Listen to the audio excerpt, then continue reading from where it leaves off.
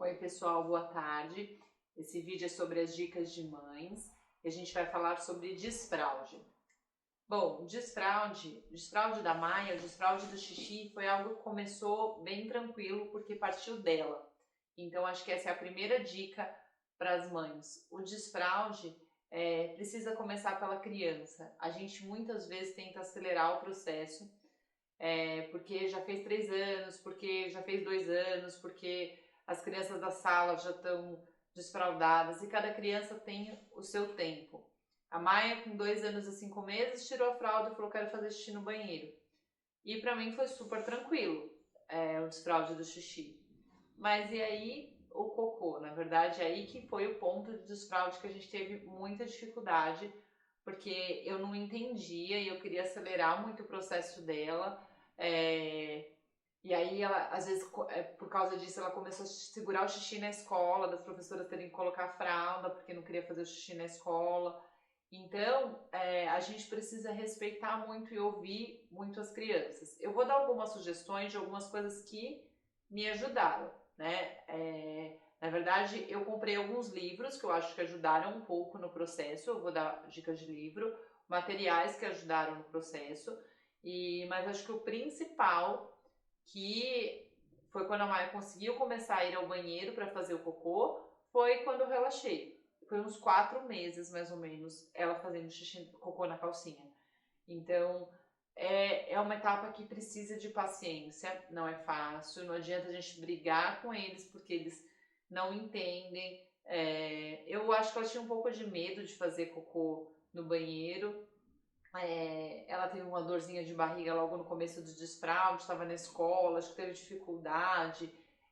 Não dá para saber exatamente o que passa na cabecinha de uma criança, né? Porque eles não contam ainda exatamente pra gente o que tá atormentando, né?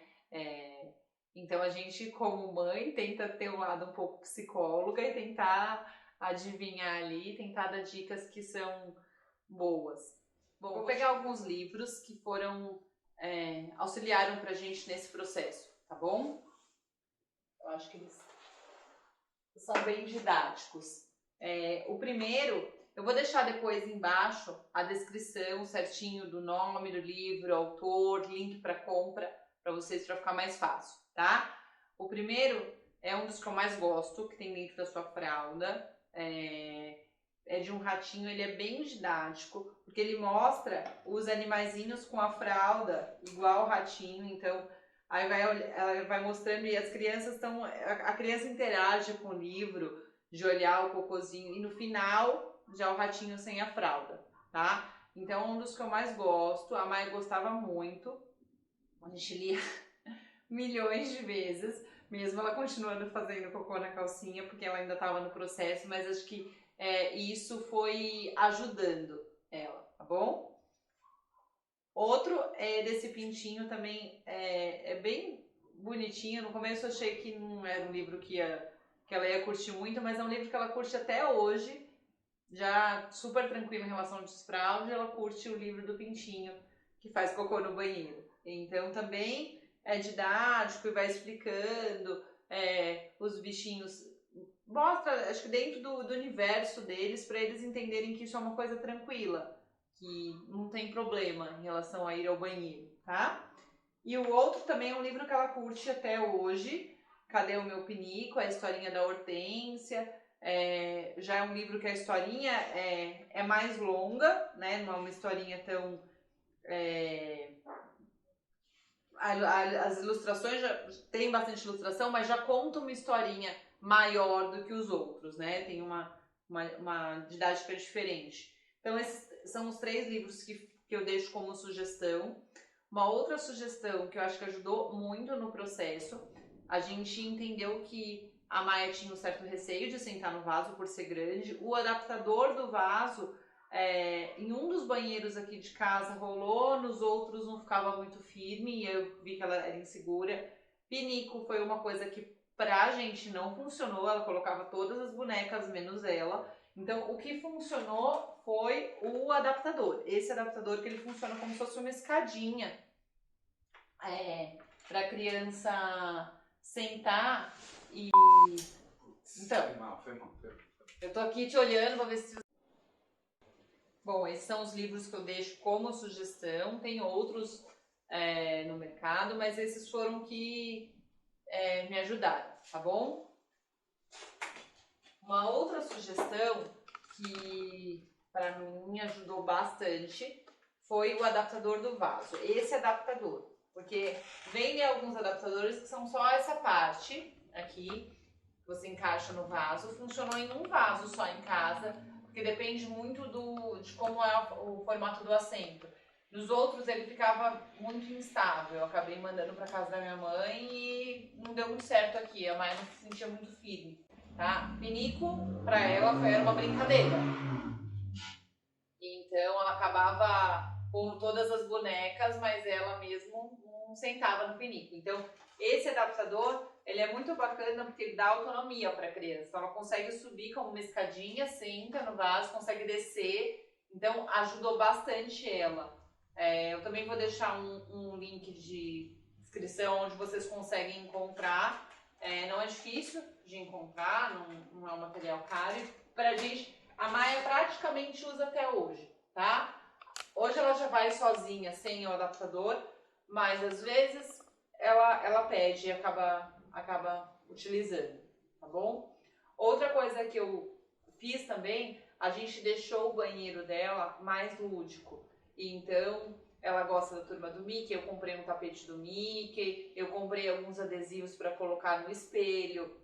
E aí, quando ela ia ao banheiro, eu sei que algumas linhas pedagógicas não trabalham muito com recompensa, mas funcionou um pouco para a Maia em relação a essa recompensa de a gente colocar adesivos no banheiro, no espelho.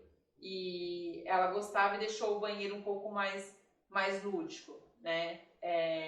E o principal, respeita o tempo da criança. Ela tem que entender que isso é um processo e não é fácil para eles, realmente é um desapego eles entenderem isso. Eu li algumas coisas quando eu estava com essa parte de dificuldade com a Maia. E alguns psicólogos explicam mesmo que a criança entende que, principalmente o cocô, é como se fosse uma parte dela. Então, é esquisito para ela fazer o cocô no banheiro. Então, é uma coisa que a gente precisa respeitar, até para a criança não segure. Eu percebi que quando eu começava a pressionar a Maia, porque eu estava sem paciência, porque a gente também tem os nossos limites, e aí ela começava a segurar e ficava 2, 3 dias sem fazer cocô. E aí eu perceber, será que eu tô pegando pesado, então vamos deixar, e eu fui deixando, e aí um belo dia ela quer fazer cocô no banheiro, e foi, aí depois 2, 3 dias seguidos fez na calcinha de novo, até que ela deslanchou aí ao banheiro direto. O desfraude noturno da Maia já foi muito associado ao desfraude diurno, tá? Tem mães que separam bem, mas como eu comentei, depende muito de cada criança. Como a Maia, o desfraude do xixi foi muito tranquilo, ela já não estava na mamadeira há um tempo, por conta de uma estomatite que ela teve, então ela já não tomava a mamadeira à noite, então a fralda dela já estava saindo seca, então eu simplesmente tirei a fralda da noite. O desfraude noturno foi super sossegado. Deu uma outra escapada, mas de uma maneira geral foi muito sossegado. Tá? Então depende muito de cada criança. Uma dica que eu dou do desfraude noturno a gente comprou capa para o colchão, porque ajuda a não ficar molhando o colchão, tá? Outra coisa que eu faço até hoje, se a Maia bebe muito líquido, eu tento não dar muito líquido à noite, mas às vezes, eventualmente, a gente sai da rotina e ela bebe muito líquido à noite, ela vai dormir lá pelas 9, 9h30, quando é umas 11h30, meia-noite, eu pego ela dormindo e coloco ela no vaso para fazer xixi. E isso ajuda com que ela não faça nesses dias esporádicos, tá bom? Essas são as sugestões que eu dou para vocês em relação ao desfraude. Tenham paciência, relaxem. Se vocês precisarem de alguma sugestão, pode deixar nos comentários, que eu atendo vocês com sugestões dentro do possível, tá bom? Lembra de curtir o vídeo, se inscreve no canal, ativa o sininho, que a gente vai trabalhar com várias dicas para as mães, para deixar o seu dia a dia mais funcional, tá bom? Um beijo!